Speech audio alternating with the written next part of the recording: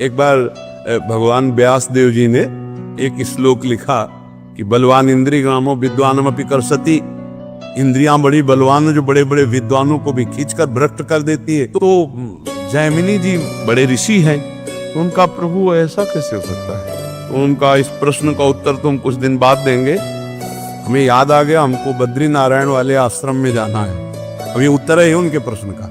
उसी शाम को हल्की सी वर्षा होने लगी। भगवान है व्यासदेव जी, संध्या का समय, 16 वर्ष की अवस्था धारण की, श्याम रंग।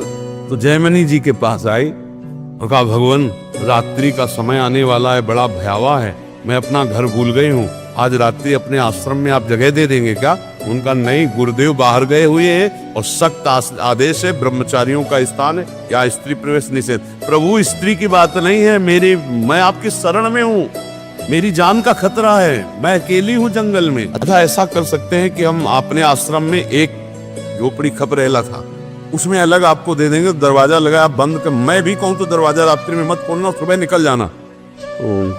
जैसी आपकी आज्ञा। अब जाके जो संध्या वंदन करके ध्यानस्थ हुए, फिर दिमाग में आया कि हमने पूछा नहीं कि तुम रात्रि में अकेले कैसे फंस गई, आखिरकार हो कौन, कहां से आई हो, विविध प्रकार का उसी का चिंतन होने लगा। अब गए, दरवाजा खटखटाया, तो उन्होंने कहा दरवाजा तो नहीं खुलेगा। बोले मैं जैमिनी जी हूँ। बोले नहीं, जैमिनी जी ने मना किया है। तो खबर हिला थे, कोई लिंटर तो था। खपरा हटाए, बांस हटाए, कूद गए।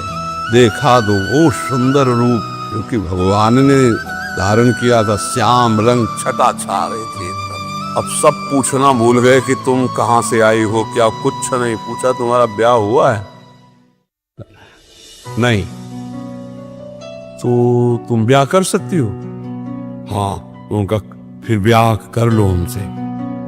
तो उनका शर्त है, जहां आप स्नान करने गए थे वहां काली जी का मंदिर है, वहां तक अपना मुंह काला करो, हमें पीठ में बैठा लो और वहां तक ले चलो, फिर वो आम जयमाला डाल देंगी तुम्हारे। सोचा नहीं का मामला है। बोले ठीक है। काम कितना प्रबल होता है।